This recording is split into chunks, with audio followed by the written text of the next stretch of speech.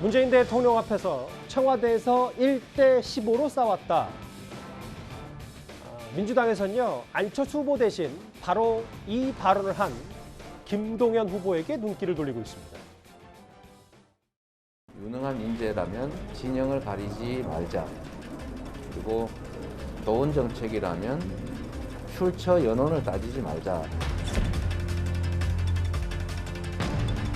저는 야당 후보는 대독 후보라고 표현하고 있고요.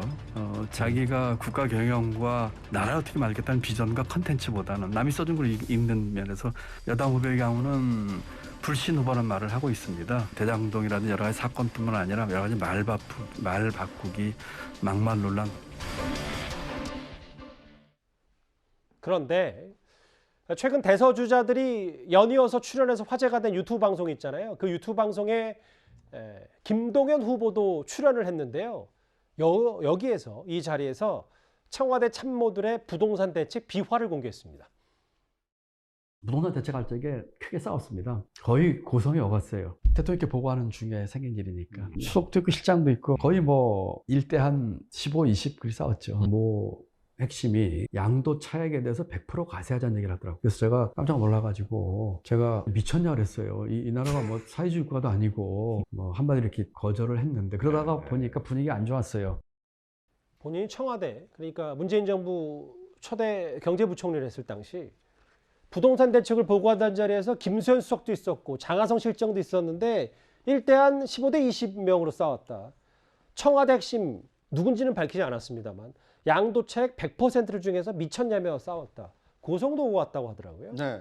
그러니까 문재인 정부 초기에 있었던 어떻게 보면 이제 비사를 자신이 경험한 이 경험담을 지금 이제 얘기를 하는 건데 어떻게 보면 대선 주자로서 문재인 정부와의 어떤 차별화를 하기 위한 자신의 어떤 존재감을 알리기 위한 비사 공개다 이렇게 볼 수 있는 측면도 있고요. 예. 또 한 가지는 지금 이 자신에 대한 어떤 그 관심이 너무 없는 상황이다 보니까 과거 이 얘기라도 꺼내서 대선 주자로서 좀 존재감을 높이려고 하는 두 가지 측면이 다 담겨 있는 이 비사 아닌가 하는 생각이 듭니다. 그러니까 본인의 좀 존재감도 부각하고 만약에 저 얘기를 안 했으면 김동연 그 부총리가 인터뷰한 내용이 얼마나 많이 화제가 됐겠습니까?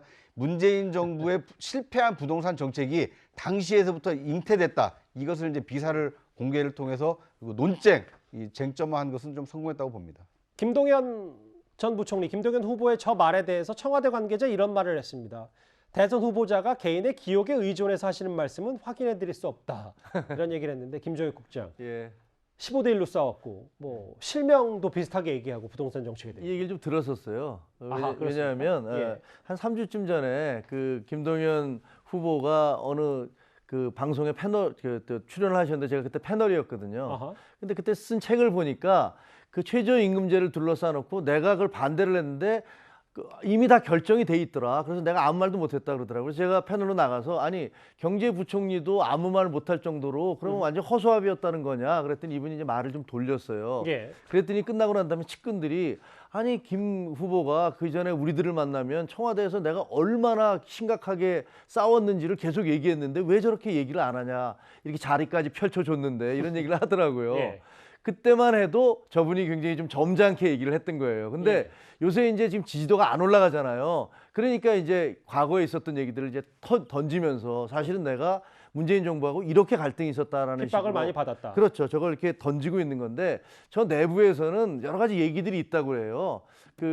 이게 어느 쪽 민주당과 국민의힘, 그러니까 보수와 진보 어느 쪽과 좀 더 각을 세워야 되느냐를 놓고서 경론이 있었다고 해요. 그래서 초반에는 좀 오히려 보수 쪽에 각을 세우자라는 쪽이 좀 강했었는데 제가 들어보니까 최근에는 아니다. 이 지금 현재 민주당 정부에 대해서 각을 세워야 된다는 쪽이 참모들 사이에서도 더 많이 김동연 후보 캠프에서요. 다수를 차지하고 있다 이렇게 얘기를 하더라고요. 김종혁 국장, 저 시간이 20-30초 남았는데 이 질문 하나 드릴게요. 그런데 어느 누군지는 알 수 없습니다만 양도 차액을 100% 얘기는 좀 어찌 보면은 좀 다소 놀랄만한, 아무리 그 제안과 의견 수준이라고 하더라도 이 부동산 정책에서 상당히 좀 너무 앞서간 거 아니냐라는 얘기도 좀 있었는데. 그럼요. 분명히 그런데 사실은 그거 외에도 지금 문재인 정부에서 나왔던 부동산 정책이라는 것은 사실은 정상적인 정책이라고 할 수가 없잖아요. 기네스북에 올라가야 될 정도로 25번인가 26번을 2달에 한 번꼴로 정책을 계속 내면서 예. 그것도 다 징벌적으로 했으니까